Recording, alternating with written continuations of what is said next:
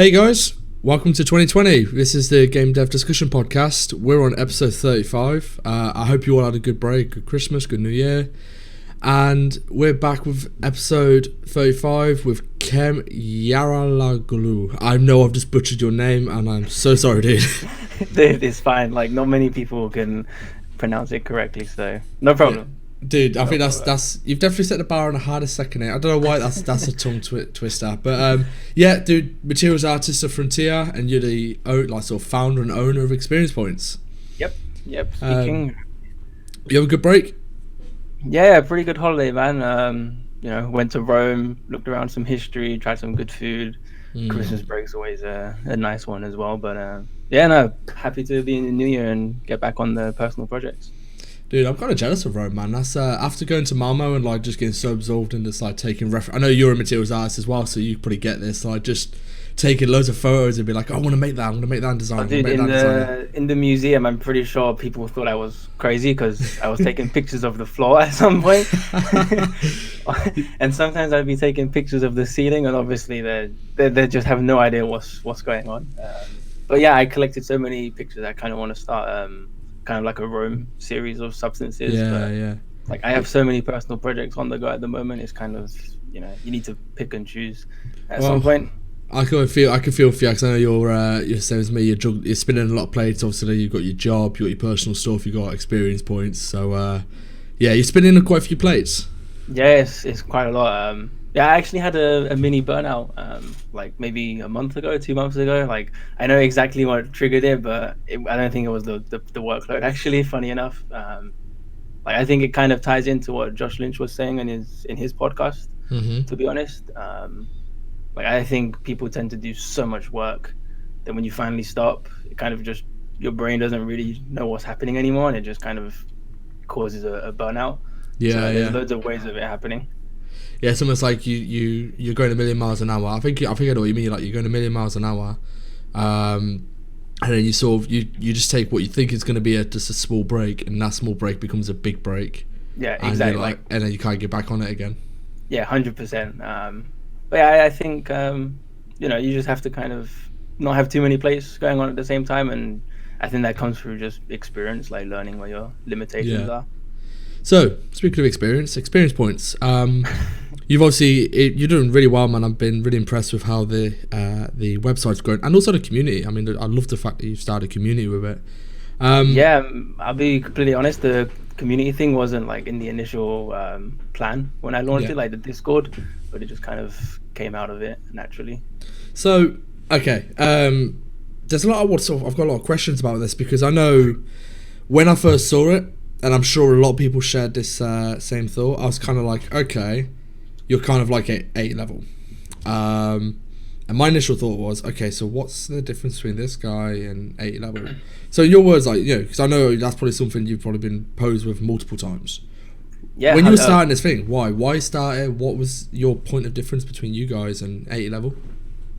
Yeah, sure. So, well, when I started, it was kind of just me, Criker joined in, and now we build this together, and like 100%, almost 80% of the responses were like, you guys are pretty similar to 80 level. Even reaching out to artists to try and get like the first batch of articles was tough because we didn't really have like a leg to stand on necessarily. They're like, well, you guys are just 80 level, so what's the benefit? And like the main pillar that I've always stood by is like focused content.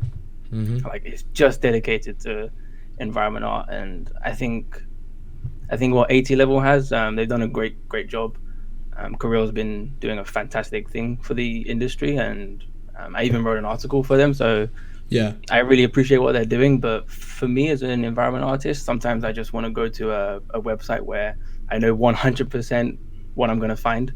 Like I go on the website and I know every piece of content has been created, it's kind of been weaved through and made specifically for that job role. And I kind of think in the future, you'll get websites that are just for character artists, maybe websites that are just for VFX, and hopefully this is the thing that kind of triggers I hope that. So too. I really hope so too. I agree with that. I didn't think of it from that angle of being focused and having maybe potential for characters. It was the main thing, to be honest. Like I've had people ask me like, when are we getting the character art section, or when are we getting the VFX? I'm like, that's never going to happen. Not that. Well, one, it's a bandwidth issue. Like I don't have the time, and two, this is really not what the site or the brand. I'm gonna say brand actually. Like it's not what the brand was built for. It's just purely environment artists, and I think gathering artists that are like-minded and in the same position, just like in a in an industry team, like you're working in a big AAA company, like your right hand is probably another artist doing a similar job to you, and that's how you learn and that's how you improve your skills. So bringing all of that knowledge into one place, kind of what separates us from AT level. Just other small things, like I try to avoid posting more than one article every 4 days is the limit at the moment. So I try to give, you've had 2 articles on the website, so you have an article on the site. Like I want to give you the limelight, the spotlight. You put the time and effort into writing this article and putting your you've put time into writing that stuff, and I want to make sure that you're at the top of the website. People that visit the site are like, oh crap, like this is the latest article, I'm going to check out Alex's thing, and that's there for 4 days, and then after that the next artist gets the limelight. And I guess I'm guessing you're aiming to keep it always sort of, and I can't think of a better way to describe it other than exclusive content. I know with like, and I'm sorry we don't have to keep referencing 80 levels to close this film for a comparison. It's natural. But they, I know Kura will share industry news on there, like it's some like algorithmic post there, patch notes for the latest designer update. He'll share the patch notes as a post on 80 level, or if there's a good thought forum tutorials. I know he did the one with coolers, raindrops. He'll post on there. I'm guessing you're trying to keep experience points as this is purely exclusive content that's only viewable through experience points. Is that fair to say? Yeah, to an extent. Like a lot of the choices that I made in the beginning and even now is purely bandwidth. Like there's only so much time that Cracker have, and Kay also does the social media, but yeah, it's purely exclusive content. Like sometimes we'll retweet the big news, like if Houdini 18, when they announced, we'll retweet them, or we're pretty friendly with Substance and Game Textures. So, but you wouldn't do an article on it though. No, we wouldn't do an article. Yeah, like the site doesn't support that stuff, and as soon as you open that page to post even just one news article, like you're gonna have to start posting 10, 20, 30, and it would be impossible to maintain. No, that's fair. That's completely fair. It's an interesting. I quite like it. I like the fact that you're keeping it quite. I know you keep saying it's a bandwidth thing, but it's one of the things that sort of focused, curated content. You don't dilute it. Every time I go there, I know I'm getting unique content. I know I'm getting quality content, and you don't want to do any sifting through the shit, I guess, to try and find the gems. Yeah, in the nicest way possible. Like it's like we're trying to avoid being noisy. Like I don't think being loud just for the sake of being loud is a good thing. Like you should be loud like for a reason. Like you want to get someone's attention, but that's fair. Like at the end of the day, why do you want people to visit your site? I could, like right now I'm not gonna look at the sheet, but I think I have like 15 articles. Like I could drop all of them right now, but it kind of defeats the purpose. Yeah. Fair play for wanting to stick to that though. Yeah, I mean, I'll be honest, like I read every single article that we write, so I think that's the other big difference between us and AT level. And I've not done enough research on the people that work at AT level specifically. I don't know how many of them are artists, but I've always thought of AT level experience points as like it's a platform, it's a community like built for artists by artists, and that's kind of one of the slogans we have. So I'm not just proofreading these things to see, this sounds cool. It's like, I get an article sent by someone, I read through it, I'm like, this ray tracing part's really fucking cool. Like I want to know more about that. So I'll message the person and be like, can you dive in? Can you give us some more information on this stuff? Like this is really cool. I know people want to learn about that. So recently I've been sending like every edit back at least once to get more stuff. Nice. And also, you mentioned the community stuff. So you said you didn't plan for the Discord to even happen, let alone blow up. Because I think you've done really well. There's a lot of great people in there, and I quite like you know, I'm a big part of the Dynasty Discord. There's people I know who are in that one too, but they sort of, I don't know if it's like another place where they feel like they have a voice, so they chirp up more. But it's just cool, like, seeing these little groups in the different Discords and, like, you know, the types of conversations that take place, how friendly everyone is. What's like, when you've got this sort of thing, and I know you have people who help moderate the Discord, have you got any, like, plans on what you want to do with the Discord, or with the community in general, should I say? Is there anything you're looking to do with it? Yeah, there's a few things. So like you said, the Discord wasn't planned initially. It just kind of the website was doing a lot better than I anticipated initially. And I was thinking, I spend a lot of time in Moses's, Soul's Moses, No More Grid Discord. I'm spending a lot of time there, and I thought like I should probably launch my own one. People tend to have like their main Discord server, like yours is Dynasty, mine is EXP, but people bounce in and out, and I felt that like the main sentence or quote that made me think of doing the Discord thing is I didn't want people's experience on the site to end when they leave. Like most sites, like 80 level, for example, as soon as you close the web page, like your experience is done. Like you've pretty much finished there until the next article comes out. But by extending the brand of EXP to Discord, like people can digest the articles and still kind of hang out with each other and discuss, maybe even talk to people that write articles, like such as yourself. Do people discuss the articles much? Like, do you find if once you drop a new article, I know you share it within the Discord, like new article up, link to it. I suppose you get direct feedback, I guess. It's almost like, I know it's for the community, but you get quite good almost survey data back because you drop the article and everyone starts talking about it within the Discord and they're discussing it. I guess you're getting instant feedback for what people are thinking about the content, which I suppose is quite useful. Yeah, I mean, I can see which ones are the more popular. Like Facebook's a good way of getting that data, and I think that personal connection actually plays a lot into the hands of like not just myself, but the person actually writing the article.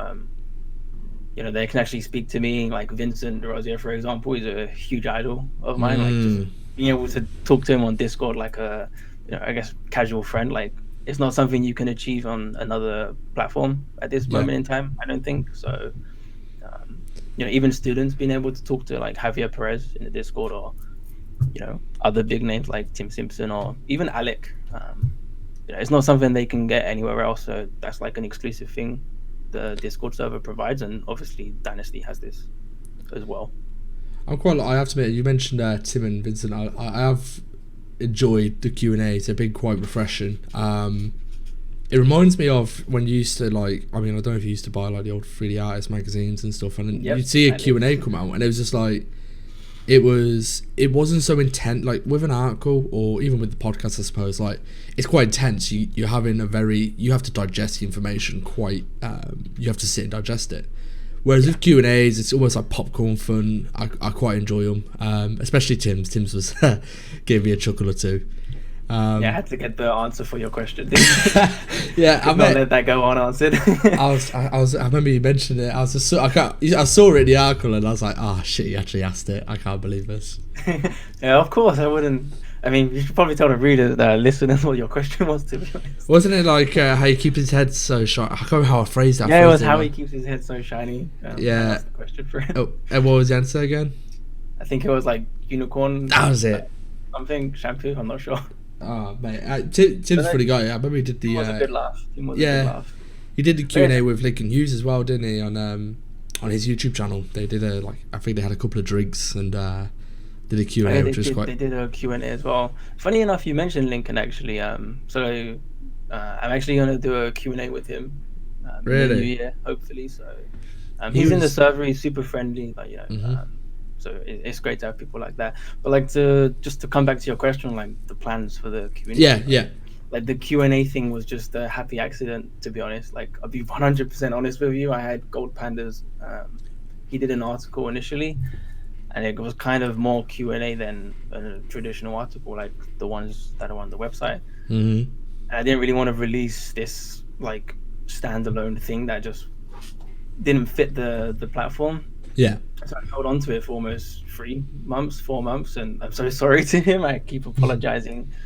And then when I realized like we can open up a new style of articles here where we do Q&A with, maybe not a specific project, but like we can dig into someone's, career, how they've progressed, what it is they're looking for, and that's where the Q&A articles kind of were born. So these happy accidents kind of happen all the time, and one of the big things I really want to push for is a community driven projects through experience points. How do you mean? So you have, I think Decagon is probably the best example. You guys have all of the asset packs that you make, like artists will create assets, I guess, and you put them in a pack and sell them off. Well, what I want to do with experience points, and we're still working out the logistics, you could say, but having a small team of 5 to 6 people, you have maybe 3 that are in charge, and then 3 other artists that kind of are working under them, and they'll build a scene together. And then that scene will obviously be a community project, not for sale or anything. It's just kind of a portfolio piece for, maybe students and kind of more senior artists to work together, build a nice looking scene, and then that can kind of go on their portfolio, whatever it is, and kind of gives the community another avenue to work together. That's an interesting take, actually. I suppose if you could actually build teams, I guess if you have like a materials guy, like I'm just trying to imagine how that would look like. Exactly. A level artist, a lighting artist, materials, and a couple of prop artists. I suppose you just go through them stages of creation. You'd be like, right, materials and prop guys, go and create your assets. Right, give them to level artist. Level artist puts them together. So like the plan is to, like, I have a concept of a scene already, and actually Mary is helping out with kind of planning this stuff and finding just a small team just to test the waters and kind of see how we can, go from A to B, building these assets, figuring out a good way to go from like start to finish. But not necessarily the same way as Decagon, because obviously Decagon's a full-time job. Yeah, them collab packs they're logistically a night. They're pretty crazy.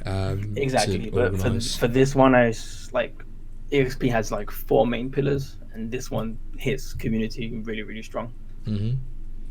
That's it. I mean, that's a really nice, actually. The reason I like that is I think you might get a nice balance of, say, for example, you had like Vincent, Mary, a student, and someone else. Allowing people to work in what would be the closest thing you're going to get to a professional environment without being in one. Exactly. Student getting feedback from people like Vincent in an actual production pipeline. Mary is a props artist who's maybe not as far along in a career as someone like Vincent is. Each person's gaining something from it, because like I said, that's the closest thing you'll get into a studio pipeline without actually being in one. So that's a very interesting. Yeah, exactly. Avenue. That's kind of the goal. Even just because I think students tend to suffer a lot from learning things that just aren't apparent anymore in the industry, sadly, and I was one of them. It could be workflows. It could be anything, to be honest. Like my first 2 years in uni, I was learning Photoshop, and then the third year we jumped onto Substance. Other things, just kind of wasting time unwrapping things perfectly, because when you're in the industry, you just don't have, like, you just put the time where it counts, like on the big things. Like no one really cares about that plastic bottle on the floor. Like, just make the shape, make it look like it, as long as you're running past and it looks like a water bottle, like it's perfectly fine. Like what do the big shapes look like in the scene, because that's where you should spend your time, and students don't really get taught that in juniors as well. Like, I know that's one of the things we have to you have to drill in, especially at Deco, is like not everything's a hero proper, not everything's a portfolio piece. Like, yeah, exactly. Just get the asset done in a reasonable time, please. You don't need to, like you said, this material, this is going to be a detail normal. Like, it doesn't need to be some marmoset beautiful render piece. And it's like they're spending all this time on it. It's like, we just need a normal map. We don't need height. We don't need albedo. We don't need roughness. Exactly. Like, materials, for example, like there's a mossy cliff, for example. Like it's nice to make that as a substance on its own, but realistically, you're just gonna make a cliff and a moss texture separately and do the blending inside the engine. So Yeah, yeah, it's it's things a like shame. this that I know they learn the fundamentals in uni when they're learning, which is, I don't think is bad, but I think the time could be better spent learning like actual workflows, like trim sheets, for example. Like trim sheets are a huge upcoming thing. I've come up Um, with new there for the past 10 years. well, no, I mean they've been around for a long time, but like only recently is it kind of popping up and exploding everywhere.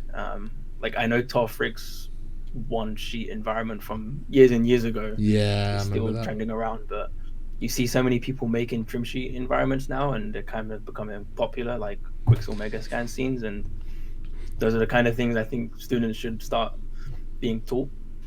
But I think it's the budget stuff, because you only do people make them like either trim sheets or like atlas type material props, because it's like, oh, I can't get high resolution within my budget limit without doing it this way. Like if you were to unwrap and bake everything, you just get low resolution everywhere. But I don't think students think that way, because obviously when you're doing a portfolio piece, all you're thinking is I want to make it look as good as I can, so 4K textures everywhere, rather than thinking, okay, how many draw calls is this prop using? How many instructions is this shader using? You don't think about that in a portfolio piece. not really. So then stuff like trim sheets, which are, let's face it, tedious to make. I think students are like, oh, sod that, I'm not gonna make that. I'll just unwrap it. I'll just make a 4K texture for it, and they have it's almost like you need necessity to drive that type of stuff.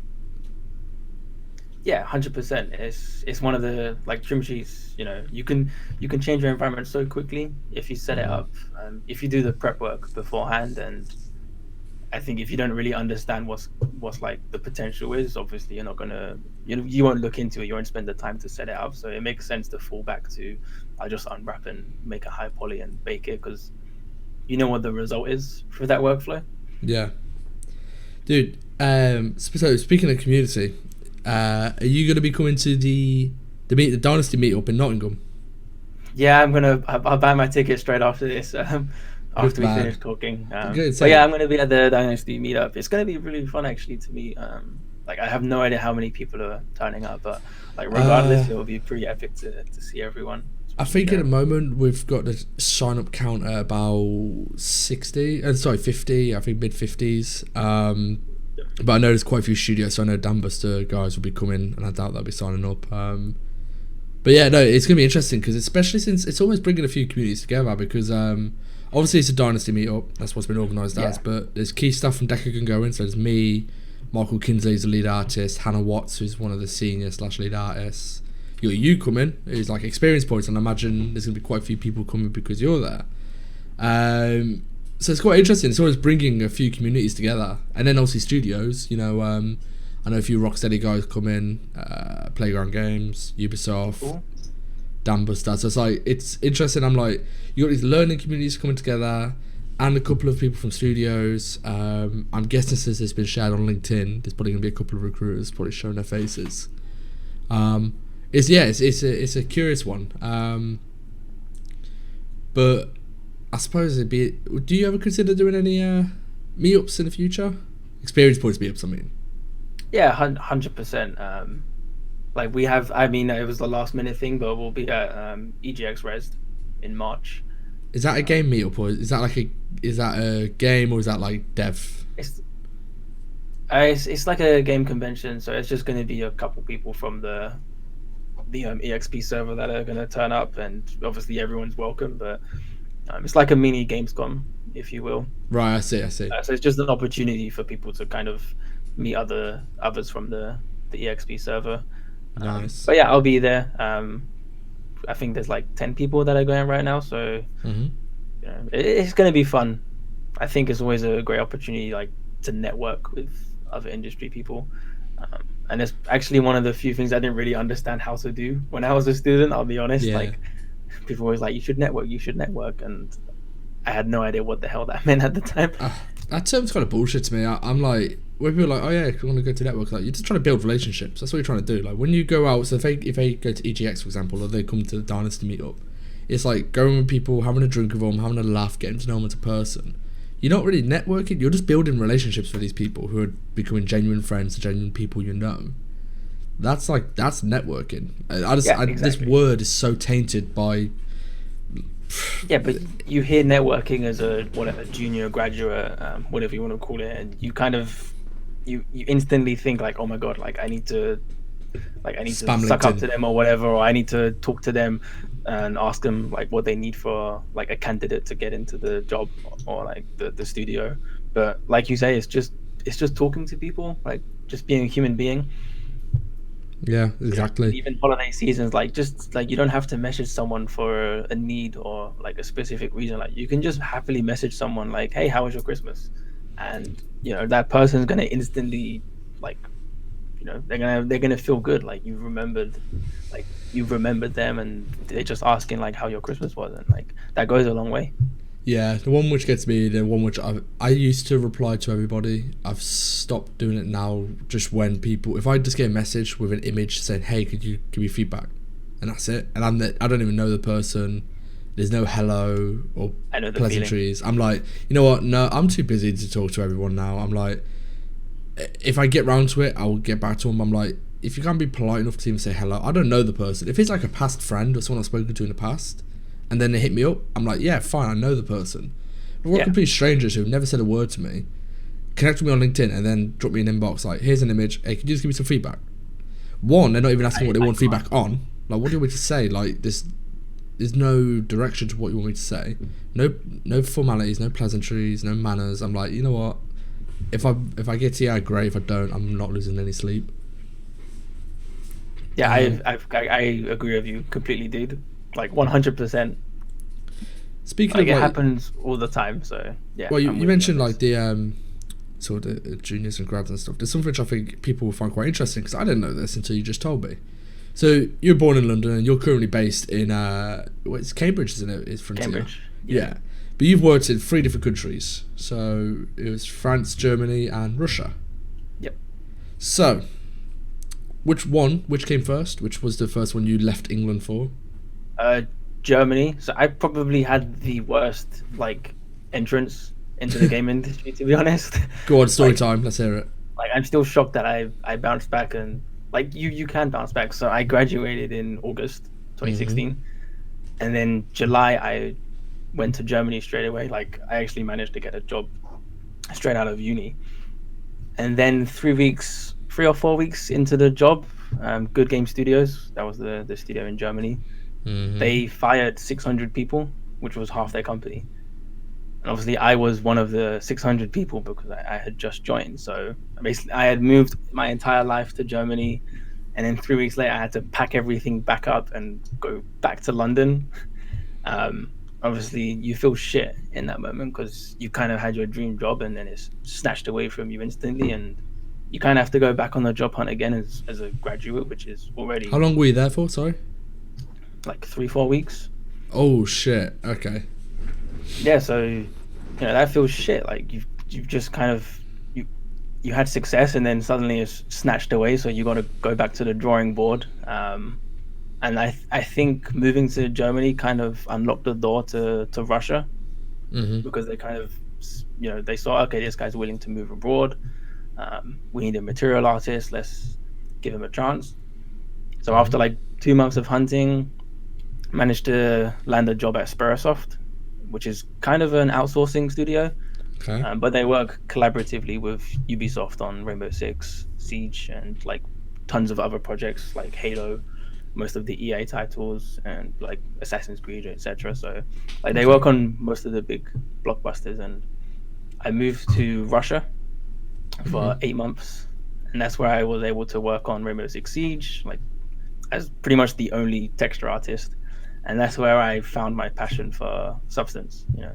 Right. I didn't know I wanted to do material art before then, and that's the great thing about the industry. You kind of learn where your passion lies when you're working in a team. Yeah. I have to admit, I do find like it's. I always say it's not good to let your studio make you specialize. Almost like be focused outside of the studio, but like yeah, you once you're actually in a studio environment, you tend to work out what you're going to be specializing in and where you like I said your passion lies. What was it like going to Russia? Like was that? I mean, you're from the UK, which is where obviously you're born and bred. How was living in Russia? It was still one of the best experiences of my life. To it was fucking cold. I'll be honest. Like, but the thing is, it wasn't so cold that people, the idea people have, like, Russia's so cold you're going to freeze your tits off or whatever. It's not that bad Yeah, out yeah. there, and they don't really live up to the stereotypes. Do it Like, not. Russians are, nah, I'll be honest, Russians are some of the nicest people, like, I've ever met. Super friendly. They all spoke English. Really? It's pretty much first world country, dude. Like, they had internet Oh in no, the I don't doubt any of underground. that. But I always felt like when you go around a European country. So, for example, I've just come from like Denmark and Sweden. Hmm. If I walk up to somebody and ask someone in English, they'll speak English. I've always felt, well, in my perception of Russia is, if I go to Russia, there's like a 10% chance anyone's going to speak English. But was it not No, like that? they all spoke English, dude. Like, English menus in restaurants, like, Oh wow, waiters okay. spoke English. It pretty much felt like home sometimes. Where in And if Russia I were you? didn't, I was in St. Petersburg. It's like pretty much the closest part of to Europe, like Okay, west. that's But Russia's good, right? Like, I recommend it as a holiday experience. well. With the Alsatian gig, I think I might be. I think I might have to go. They have an office over in Russia, so I might take. I might be over there a couple of times. Go for it, dude. But I was 100%. terrified. I won't lie. I was kind of terrified about Russia. Now No, you no, say that, I feel can't better. I can't recommend it enough, to be honest. Okay, so yeah, so you're at Russia for 8 months. What was the move then? Was it like straight from Russia to France, or was it Russia to UK to France? No, so I went from Russia back to the UK for a bit and just started working again on the portfolio. Mm-hmm. And then I found Darewise in France, and the art director was Victor Antonov. He was Okay. art director of Dishonored, actually, and Half-Life too. So this was a big step for me to take. Like, I just wanted to learn as much as I could from him, and I spent almost 2 years in France working for them. And I didn't leave because of, like, any bad reasons or anything. I pretty much just plateaued as an artist. Like, I wasn't learning anything new, and I don't know if you've ever experienced that, but when you're not learning anything new, of course you can learn things at home, but at work, like, that's the best place to start learning new things. And once you can't learn anything new, you tend to just, that's the Yeah. time to jump, not jump ship, but that's the time to kind of go Well, find elsewhere new and things. level Yeah. up a bit more. I know that's how I felt. That's why I ended up leaving. I'm in the process of leaving Life 5 at the moment. As when you're at that point where you feel like you're not learning anything, and it's actually Hannah Watts sort of articulated this idea for me, and it speaks volumes 'cause it sums up exactly how I feel. It's like when you're the only one teaching, and no one's teaching you, it's just like you get very little out of it. You need to be somewhere 100%. where you're being taught stuff as well, and you feel like you're developing and not just helping everyone else. Yeah, that's when I was ended up going on the lookout for like a couple of different game studios, and obviously the Alsatian stuff worked out. But yeah, so you're in France, and you're now at Frontier. Yeah. Recently started. Yeah, about a month now. But they were, obviously, the wanting to learn was a big reason to look elsewhere. But after 3-4 years on the road and, like, in the non-native English speaking country, like, it kind of takes a toll on you a little bit. So I wanted to go back to, like, either America, Canada, or the UK. So Frontier's super stable. They have some epic projects. At least, like, super cool, and being able to specialize at work is, I guess, a big bonus for me. Like, at home on my personal projects, I can do whatever I want, but Frontier, I can start honing my skills and, like, really push, like, for that specialist skill. Well, I've mentioned this off air.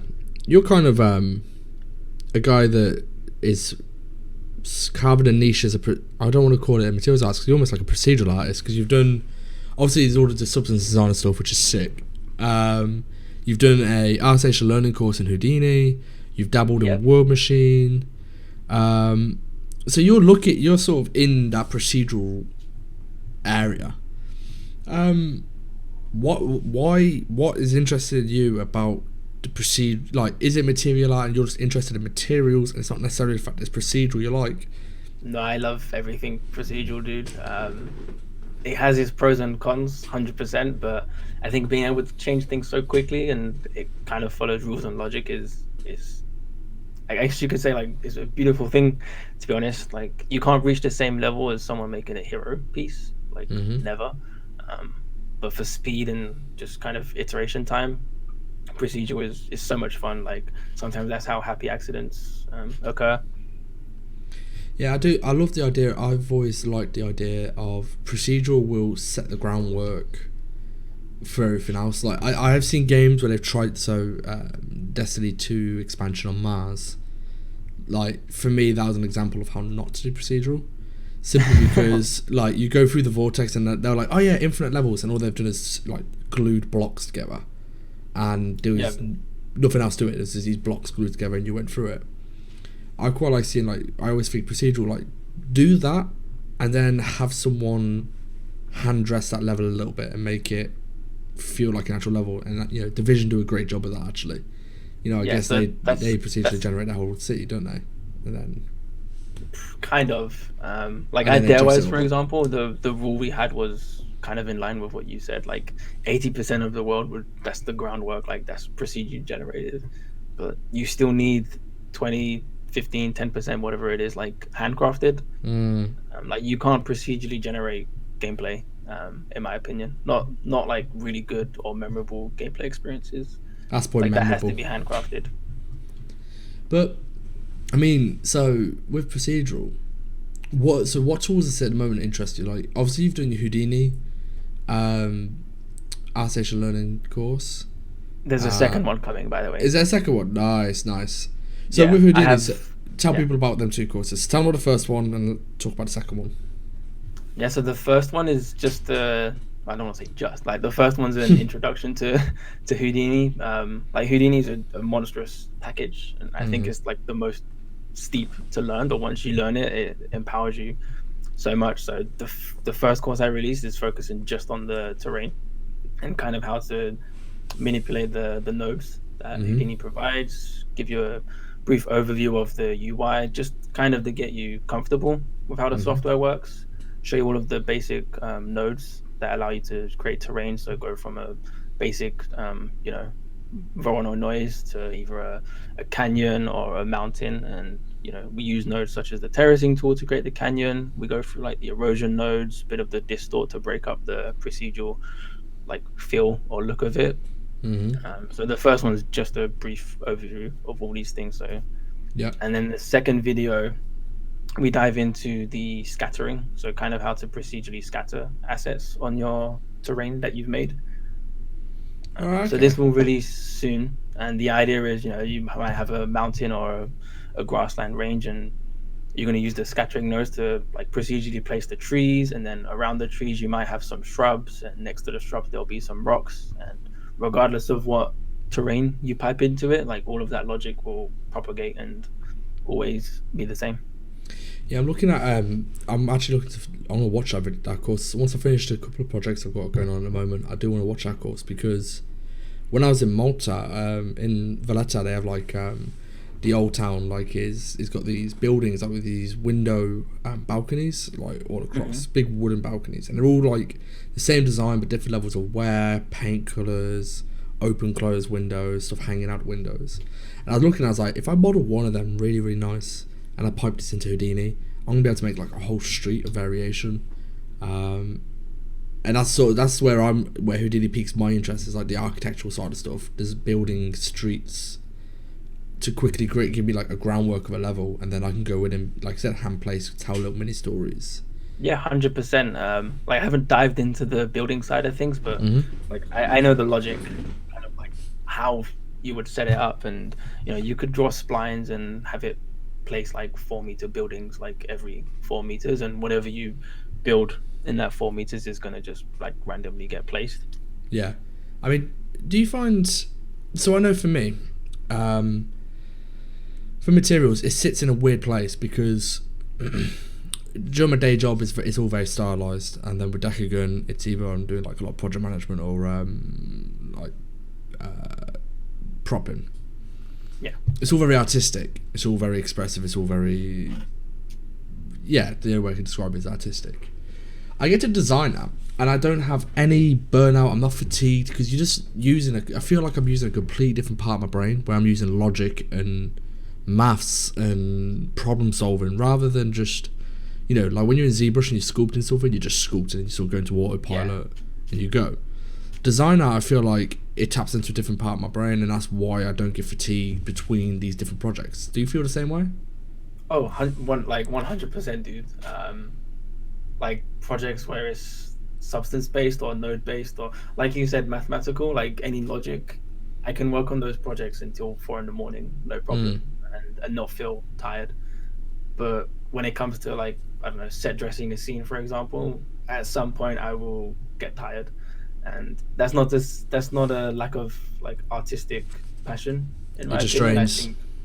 I think it just drains you mentally, and that's when you need to rest. But logic and math, those things are kind of set in stone, and you already know what you want to achieve, so you kind of have an end goal in sight, if that makes sense. Yeah, everything's quite tangible. It's like, if I start like, okay, so like the recent cobblestone material, I'm like, right, I need to get the base cobbles down, and then I need to do the erosion, and I need to do the wear, and then the cracks, exactly. and then this. And I've got these like milestones to do. Yeah, you know exactly what you need to hit. Like, you need to make the main shape, and then maybe some of the cracks, and then the erosion pass, for example. But when you're making an entire scene, and there's so many different pieces of the puzzle that you can't plan everything. Obviously, you can plan all the big steps, but sometimes you might do a bit of the lighting, and then you might do a bit of the modeling, and then some of the set dressing, and then back to the lighting. So nothing's really finished until like the end, and that can drain you. So I got a difficult question for you. All of these. So you got all these interesting things. We've got designer. We've got Houdini and World Machine. All these great things.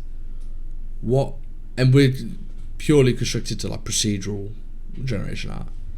Is there anything on the horizon you're excited about, or is there anything you feel like is needed or is coming to the procedural world that excites you?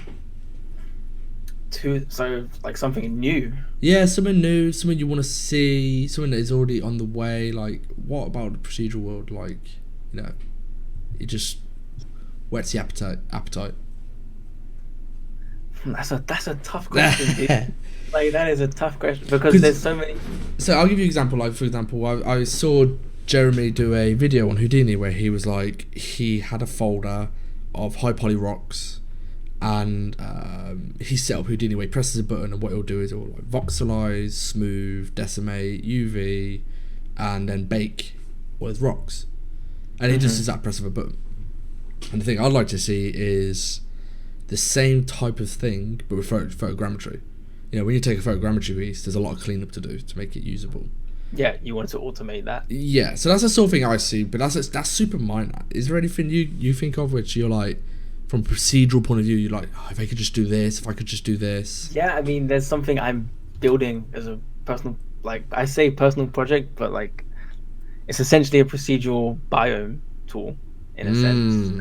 And I would love for it to not be as difficult as it is for a non-technical artist. But like, just whoever's listening, the goal is, you want to spawn the forest, like, or the desert, or the Arctic or volcanic biome, like being able to set all of that up without having too much tech art knowledge, like that would be a dream for me.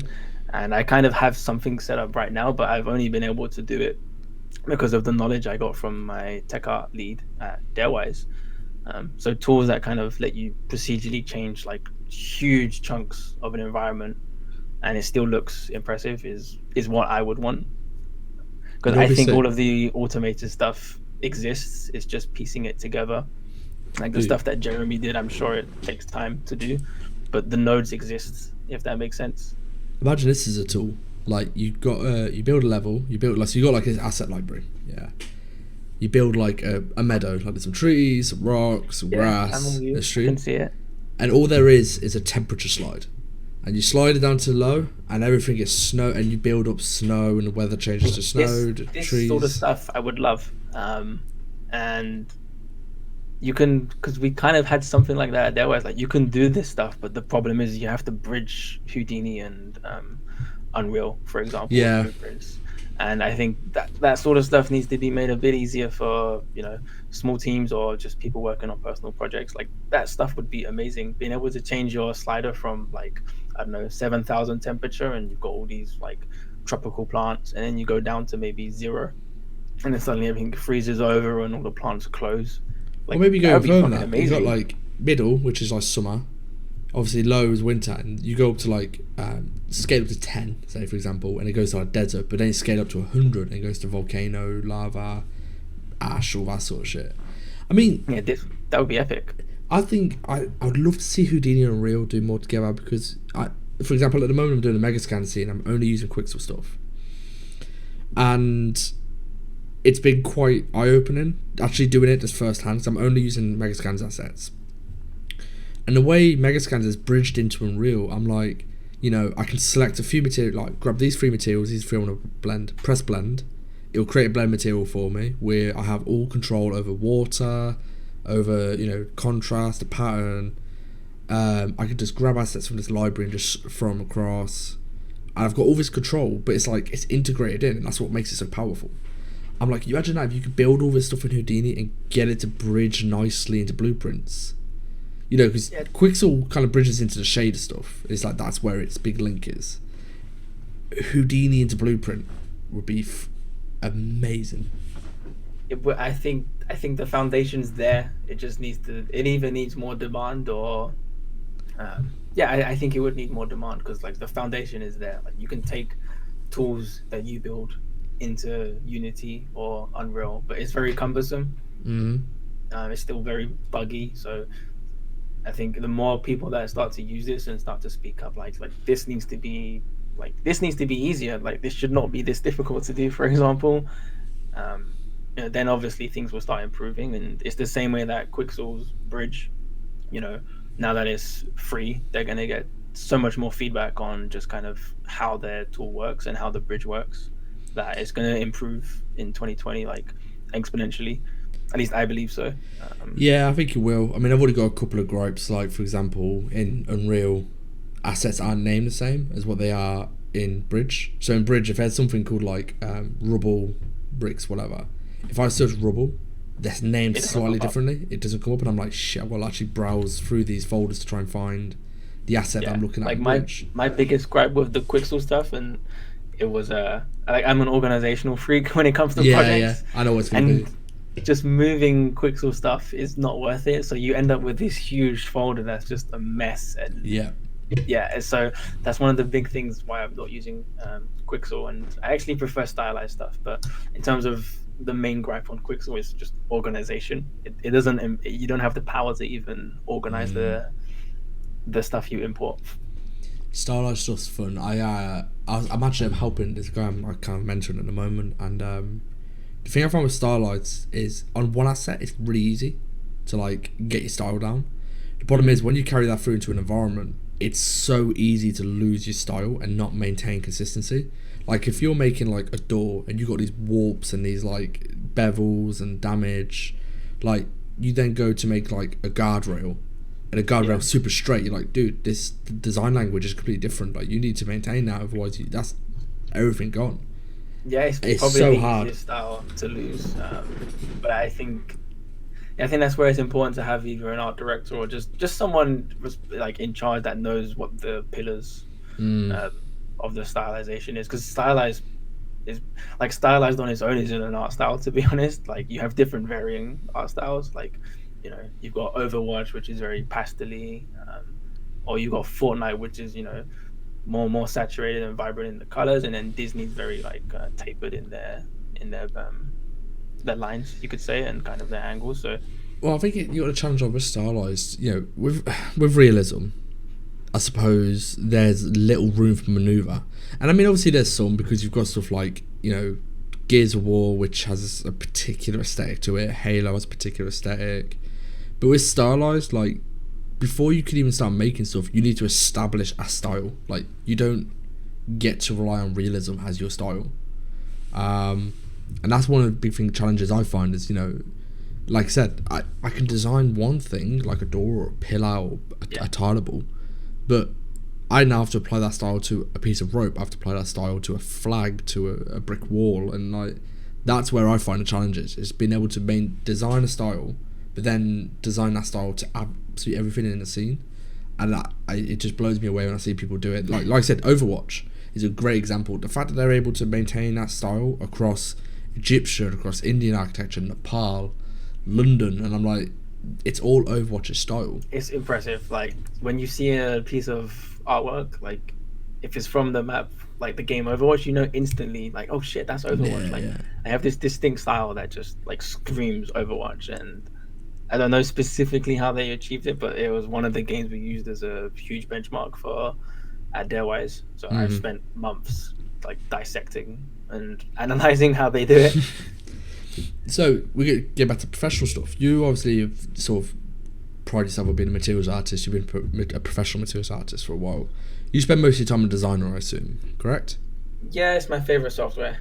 So I always find it interesting that as a materials artist myself, I always find it interesting asking this question: what tools do you want to see come to a designer? And I suppose, well, new nodes, improvements. So, for example, one I always say is their non-directional warp needs to improve, because they just do 4 warps in their base node. Like compared to, like, I don't know if you used it. Have you used Daniel Tiger's directional warp? Yeah, I use it all the time. Yeah, so that one is a real good node, and I'm like, I'd like to see designer like.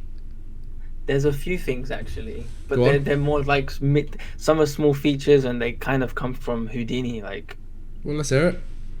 Like, let's say you've made a grass field with some pebbles, and you have this epic section with your pebble generator, and you want to put it in a new graph. Like me, I tend to just highlight, copy, put it in a new graph, and like that's done. But like even a simple feature, like you should be able to highlight the nodes that you want to package, press like, I don't know, Control P, and it should just make a brand new substance for you, like with those nodes, everything hooked up. So actually generate outputs as well for them. Yeah, like you select the nodes you want, like this is the nodes I use to make the pebble, press Control P, bam, it takes you to a new graph, and you've got your tool already pre-made. Like you've already got the nodes, so like all the work's done. But I've been copy pasting, and I don't find it I think it can be improved. Yeah, it's kind of cool. I know what you mean, because like you copy and paste and you make a new graph and you paste them in, but then you need to also create an input node and output nodes. Yes, it adds up, especially in production and other things, like because Houdini does it, and I didn't know until I used it, but you can just drop a node on a line and it will connect automatically. Ooh. And that's like interesting. And like all these software companies, they do very similar things if they just spoke to each other, and like one uses tab to open the node library, one uses spacebar, another one uses God knows what, I don't know, like freaking middle mouse wheel. Like, dude, spacebar is nice though. I find myself pressing different keys on every different software. I'm like, just unify, just make it universal. Come on. But like, imagine all every modeler right now is probably screaming at you because they're like, yeah, well, welcome to Wild World with Max and Maya and Modo, Blender. Like, you know, I agree. No, I agree. Dude, you think that's bad? Do it now, unfortunately. Dude, you think that's bad? Photoshop and After Effects are both made by Adobe. One, to duplicate in Photoshop is Control J. To duplicate in After Effects is Control D. Like, why? That breaks me. That's made by the same company, man. But things like that just really confuse me. I'm like, why? Like, why did you change the shortcut? I just don't understand it. Fair enough between Houdini and Designer. They're 2 separate companies. But Adobe, there's 0 excuses. Why have you done this? That will always gripe me. I literally, every time I go to work, I will bitch about that. Like, if I have to go between the 2 pieces of software. The morning ritual. Yeah, literally. I'll be speaking to my art director, and I'd be like, dude, why do Adobe do this? They literally hate their customer base because I'm on for Control D, so they control, and in Photoshop, Control D, what does it do? I think Control D in Photoshop, it deselects. Yeah, I think it might be that, and it's like, so when I'm highlighting like objects, and I've been coming straight from After Effects, I'll highlight, like, make a very specific selection with the lasso tool, go to press Control D, I've just deselected it, fuck's sake. And I know it's Control Z to get it back, but I'm just like, yeah, it sets me off. It's annoying. It wastes time, let's be honest. Like, it sets you off your course. Actually, the other thing that I would love in Substance, because at work, I've been exposing parameters nonstop, like more Mm-hmm. than I normally do, and it's a nightmare to group things and like because you have the identifier, which is the name that you have to Yeah, that needs label, cleaning and up. then the group. And when you want to expose, let's say, 10 parameters on like the tile sampler, you pretty much have to rename everything by hand. Like the group doesn't propagate as I would want it. Like I think that can be improved like considerably, Um, or I'm doing it wrong. But I mean, there's no, I only think like you're three right. boxes to because you put the group and then it puts the group name before the node, so you get like I don't know cobblestones X amount. It's like I don't want cobblestones written twice. I think it'd be quite nice if you've already exposed a few parameters and you got groups. It'd be quite nice that when you expose a new parameter, you get that drop down menu. If it's had a Yeah, checkbox underneath, and it's like that's you selecting your group. So say for example you got a drop down and it's like okay, I'm gonna rename this to cobblestone amount. If you've already got a group which is like cobblestone and then like dirt and these are different groups, it'd be nice if when you are exposing your parameter, you actually have the checkbox there to select your group you want it to go in as well, and it'll just do yeah, that. that would That'd be be nice. awesome. That whole area needs refining, man. Like I know when we were doing the deco stuff for the collab pack, getting everyone on the same wavelength with that was quite difficult just because it's such a It's cumbersome system. it's tough. I think it's been kind of I feel like it was built for you make your substance, you expose parameters for yourself to use, Hmm. and maybe it kind of got left behind. I really don't know. This I feel isn't like me it's just not been touched in a while. this isn't me shitting on algorithmic or anything. Like I Nah, just nah, think nah. maybe it got left behind because there's like simple things could really help. Like even being able to color code for a Ooh. project. Like because if you're on a like for example elite, if I said a material artist. Like if you expose dirt, this is brown. If you expose like tiling amount, make that purple. And like even simple things like that, cross project or even cross studio, like that will help because you're not really looking for Yeah. a name, then you're just looking for a color. Even if it's like just your micro details, macro details. Exactly. Yeah, that's quite. Yeah, no, I agree. Just That I agree. consistency. But I'm I, all for colors, so yeah, I could. No, I agree because I use them a lot in Painter. If so, basically, I always pack my maps. The RMAs I do roughness in red, metallic in metal and green, inclusion. and I Okay. mean yeah. So then if I'm like I like to tweak maps individually in Painter. I love like my base materials, but then I'll actually color code like okay, all of the red highlighted stuff is only affecting the roughness, or the green highlighted stuff only affects metallic, and all my blue only affects my ambient inclusion. And I find that as like a really easy way to just work quickly. Same with Photoshop, I'll do the exact same with Photoshop when I'm doing like stylized pieces. So yeah, it would make sense to bring that to paint to designer. It Yeah. makes complete But you sense. They have it there. basically already built the thing for them. Just Yeah, give them what you have. exactly. Um, right, so we've been speaking for an hour. I can't. That's gone super quick. Cool, man. Like, I'm not in a. I got nowhere to go, dude. Like, I'm finally in Cambridge. Like, I haven't been bouncing around the planet. I'm not moving. It's So okay. I suppose to wrap up, I want to. I normally when I wrap up, I suppose I would do something new for 2020, a new decade. I used to say, give me a bit of advice to new students, but I've got a pretty specific question. Oh God. Okay. What would you say to students who are hesitate? Basically, there's someone in the UK. They're coming towards the end of university. They're looking for a job, and they are seeing opportunities abroad, but they're hesitating because they're abroad. What would you say to them people? Go for it. Like 100%. Like the best years in my life have been abroad, and I think I think at that age, like there's nothing really tying you down. To be honest, like I didn't have you know because when you're at uni, it's just you pretty much, unless you have a girlfriend or anything, or like you're really close with family. But like that's the best time in your life to like take that jump, take that leap, and just go and experience other countries and their culture because you can go on holiday somewhere, but you're not really embedded Yeah, in the culture, and like it's a huge eye opener just to see how other places live. And if you don't really consider even moving abroad, then you've only really got like limited opportunities in your own country, and everyone in the UK is also looking in the UK, so you might as well be one of the few that expand your search to other countries, and at least then you'll increase your chances of potentially landing a job. What about the so what pitfalls are there that you encountered when you did that? Because obviously that's something to be aware of as well when people invest as much value. So like, what pitfalls did you see when you were moving abroad? Well, the biggest one is you don't know anyone. To be honest, like you're pretty much you pretty much have no friends when you move abroad, and your friends are going to be your work colleagues. Like they'll be your best friends and the ones you hang out with the most. And you have to be comfortable with your own company. I would say so. You know, if you always need people around you, or you like need you need your really really close friends, then it might not be for you. But if you have zero problems meeting new people, and like you just love exploring new places or anything, then it would be perfect for that person to go take that job abroad. They tend to pay more because, one, you're an expat. They pay for your move. Like they treat you incredibly well because obviously they're bringing you from another country. Fair enough. So That sounds I would great. I would say take it.